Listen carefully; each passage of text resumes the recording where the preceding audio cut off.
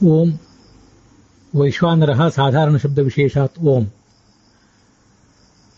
ಯಸ್ತು ಏತಮೇವ ಪ್ರಾದೇಶ ಮಾತ್ರಂ ಅಭಿವಿಮಾನಂ ಆತ್ಮಾನಂ ವೈಶ್ವಾನರಂ ಉಪಾಸ್ತೆ. ಈ ಭಗವಂತ ವೈಶ್ವಾನರ ಇತ್ಯಾದಿ ಶಬ್ದಗಳಿಂದ ವಾಚ್ಯನಾಗಿದ್ದಾನೆ. ಅದನ್ನು ಹೇಗೆ ಹೊಂದಿಸುವುದು ಅಂತ ಪ್ರಶ್ನೆ ಬಂದಾಗ ತತ್ವಮಂಜರಿಯಲ್ಲಿ ಈ ಹಿಂದಿನ ಗದ್ಯ ಭಾಗದಲ್ಲಿ ಈ ಜೈಮಿನಿ, ಆಶ್ಮರಥ್ಯ, ಬಾದರೆ ಮೊದಲಾದ ಋಷಿಗಳ ಅಭಿಪ್ರಾಯವನ್ನು ಆಚಾರ್ಯರು ಬ್ರಹ್ಮಸೂತ್ರ ಭಾಷ್ಯದಲ್ಲಿ ತೋರಿಸಿಕೊಟ್ಟಿದ್ದಾರೆ. ಅದಕ್ಕನುಗುಣವಾಗಿ ಉಪಾಸಕ ಮಾಡಬೇಕಾದ ಉಪಾಸನೆ, ಅವನಿಗೆ ಉಪಾಸನೆಯ ಫಲವಾಗಿ ಸಿಗಬೇಕಾದಂತಹ ಲಾಭ, ಸಿಗಬೇಕಾದಂತಹ ಸ್ಥಾನ ಇತ್ಯಾದಿಗಳನ್ನು ಹೊಂದಿಕೊಂಡು ಒಬ್ಬನೇ ಭಗವಂತನನ್ನ ಬೇರೆ ಬೇರೆ ಅಧಿಷ್ಠಾನಗಳಲ್ಲಿ ಬೇರೆ ಬೇರೆ ನಾಮಗಳಿಂದ ಉಪಾಸಿಸಬೇಕಾಗ್ತದೆ ಅನ್ನೋದನ್ನೆಲ್ಲ ನೋಡಿದ್ದೀವಿ. ಮುಂದೆ ಈಗ 92ನೇ ಗದ್ಯ ಭಾಗ.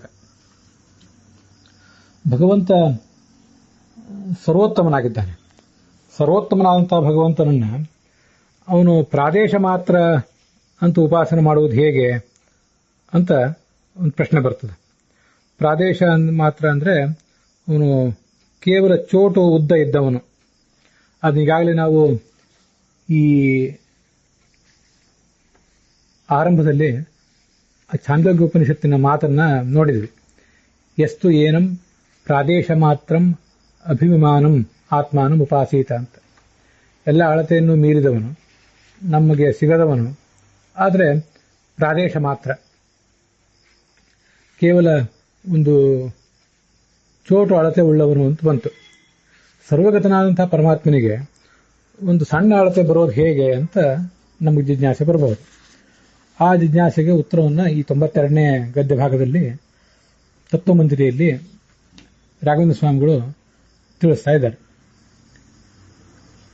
ಈ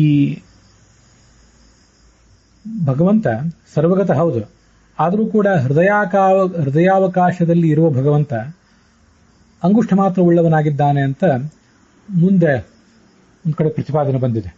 ವಕ್ಷ್ಯಮಾಣ ದಿಶಾ ಅಂದ್ರೆ ಮುಂದೆ ಹೇಳುವಂತೆ. ಅದ್ಯಾವುದು ಮುಂದೆ ಹೇಳುವುದು ಅಂದ್ರೆ 1ನೇ ಅಧ್ಯಾಯದ 3ನೇ ಪಾದದ 25ನೇ ಸೂತ್ರ, ಹೃದಯ ಅಪೇಕ್ಷೆಯ ಅಥವಾ ಮನುಷ್ಯಾಧಿಕಾರತ್ವ ಅಂತ.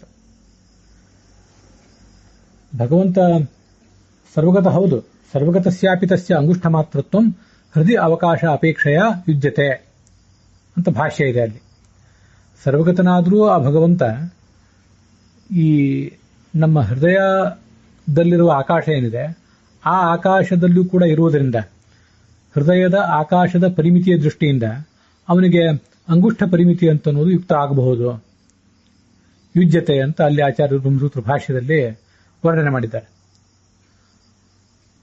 ಅದರಂತೆ ಹೃದಯಾಕಾಶಸ್ಯ ಅಂದ್ರೆ ಹೃದಯಾಕಾಶದಲ್ಲಿ ಇರುವ ಭಗವಂತನಿಗೆ ಅಂತ ಅರ್ಥ, ಅಥವಾ ಹೃದಯಾಕಾಶ ಸ್ಥಿತಸ್ಯ ಅಂತ ಆಗಬೇಕಾಗಿತ್ತೇನೋ. ಸ್ವಲ್ಪ ಏನೋ ಮುದ್ರಣದ ಸಂಪಾದನೆಯ ಸಮಸ್ಯೆ ಇದೆ ಅಂತ ಕೂಡ ಕಂಡು ಬರ್ತದೆ. ಹೃದಯಾಕಾಶದಲ್ಲಿರುವ ಭಗವಂತನಿಗೆ ಅಂಗುಷ್ಠ ಮಾತ್ರ ಪರಿಮಿತಿ, ಹೆಬ್ಬೆಟ್ಟಿನ ಪರಿಮಿತಿ ಮಾತ್ರ ಇರುವುದು ಯುಕ್ತವಾಗಿದೆ.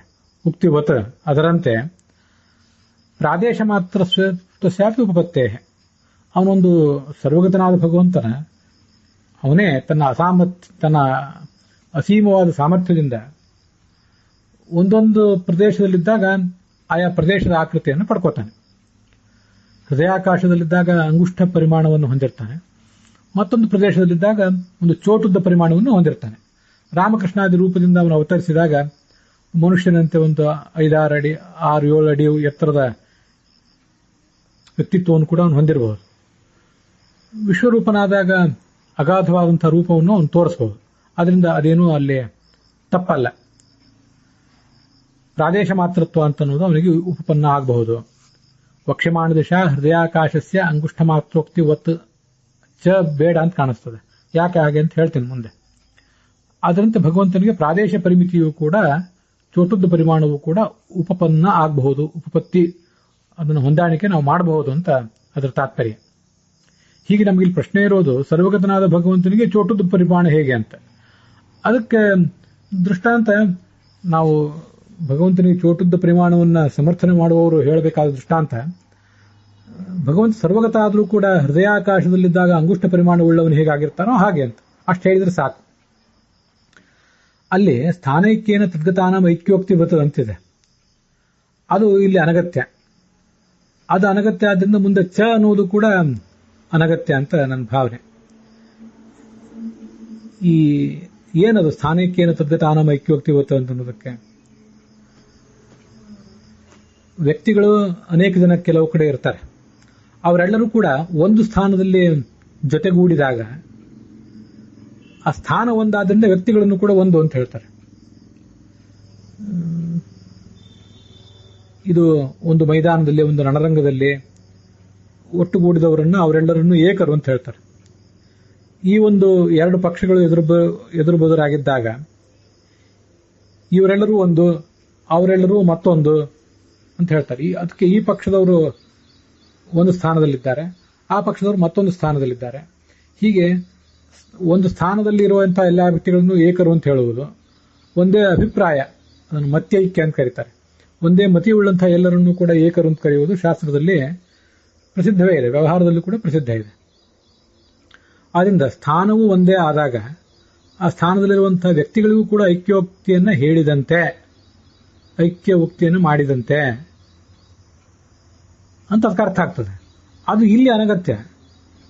ರಾಘವೇಂದ್ರ ಸ್ವಾಮಿಗಳು ಇಲ್ಲಿ ಹೇಳಿ ಹೊರಟದ್ದು ಸರ್ವಗತನಾದ ಭಗವಂತನಿಗೆ ಚೋಟುದ್ದ ಪರಿಮಾಣ ಹೇಗೆ ಅಂತ.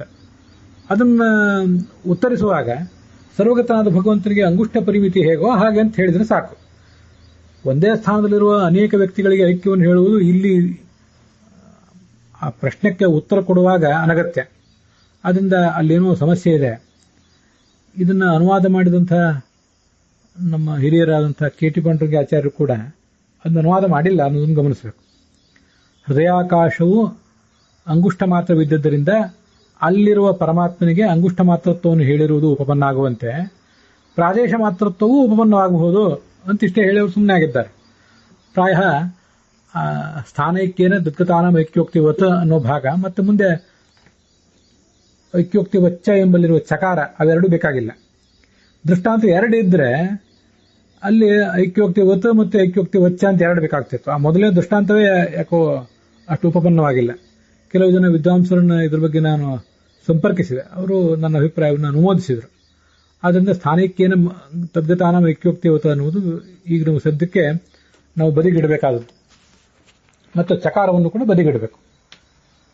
ಹೃದಯಾಕಾಶದಲ್ಲಿರುವ ಭಗವಂತ ಅಂಗುಷ್ಟ ಪರಿಮಾಣದವನಾಗಿರುವಂತೆ ಪ್ರಾದೇಶ ಪರಿಮಿತನೂ ಕೂಡ ಆಗಿರಬಹುದು ಅಂತ ಅಷ್ಟು ಉತ್ತರ ಕೊಟ್ಟ ಸಾಕು. ಅದಕ್ಕೆ ಹೃದಯ ಸರ್ವಶೋವ್ಯಾಪಿ ಪ್ರಾದೇಶ ಪುರುಷೋತ್ತಮ ಇತಿ ಷಷ್ಠೇ ಬೃಹದ್ ಭಾಷ್ಯೋಕ್ತೇ ಅಂತ ಬೃಹದಾರಣ್ಯಕ ಉಪನಿಷತ್ತಿನ ಭಾಷ್ಯದ 6ನೇ ಅಧ್ಯಾಯ. ಕೆಲವು ಪರಿಗಣನೆ ಪ್ರಕಾರ ಅದು 4 ಆಗಬಹುದು, ವಸ್ತುತಃ 6ನೇ ಅಧ್ಯಾಯ.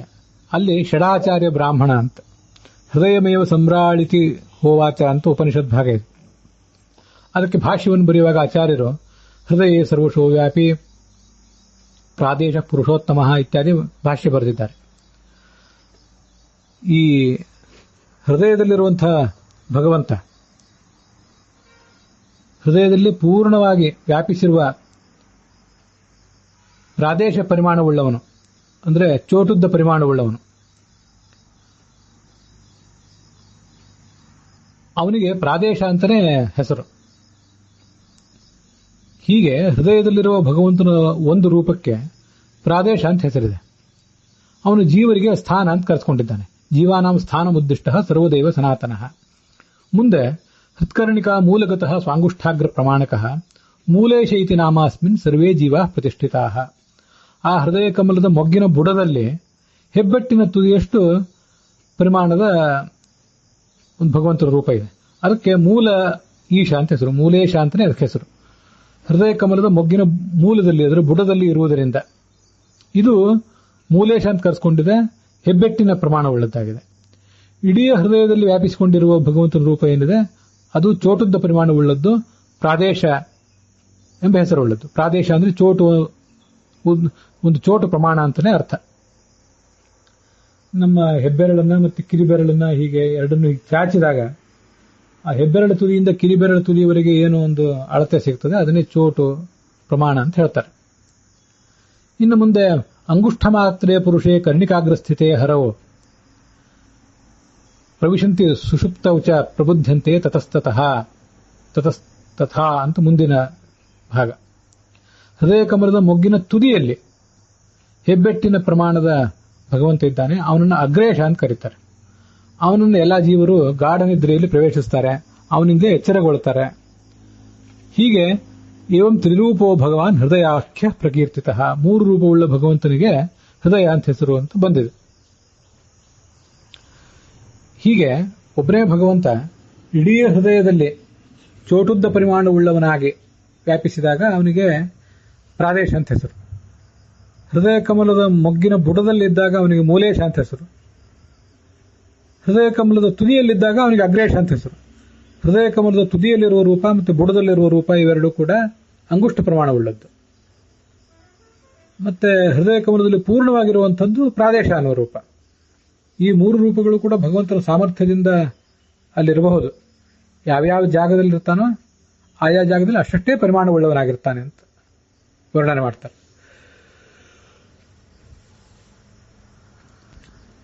ಆನೆಯಲ್ಲಿ ಆನೆಯ ಪ್ರಮಾಣದಿಂದಲೇ ಭಗವಂತ ಇರ್ತಾನೆ, ಇಲಿಯಲ್ಲಿ ಇಲಿಯ ಪ್ರಮಾಣದಿಂದಲೇ ಭಗವಂತ ಇರ್ತಾನೆ. ಸರ್ವಗತನೂ ಹೌದು, ಆದರೆ ಇಲ್ಲಿಯೂ ಇದ್ದಾನೆ, ಬೇರೆ ಕಡೆನೂ ಇದ್ದಾನೆ ಅನ್ನೋದನ್ನ ನಾವು ಹೊಂದಿಸಿ ತಿಳ್ಕೋಬಹುದು. ಹೀಗೆ ಇದು ಈ 92ನೇ ಗದ್ಯ ಭಾಗದ ವಿವರಣೆ. 1ನೇ ಅಧ್ಯಾಯದ 2ನೇ ಪಾದ ಇದೀಗೆಲ್ಲ ನಡೆದಿರೋದು. ಅಲ್ಲಿ ಸ್ಥಾನಕ್ಕೇನ ತದ್ಗತಾನಾಮ ಐಕ್ಯೋಕ್ತಿವತ್ತು ಅನ್ನೋದು ಮತ್ತೆ ಚ ಅನ್ನೋದು ಇವೆರಡು ಕೂಡ, ಮುಂದೆ ಬರುವ ಚ ಅನ್ನೋದು ಎರಡು ಕೂಡ ಬೇಕಾಗಿಲ್ಲ ಅಂತ ನನ್ನ ಧೋರಣೆ.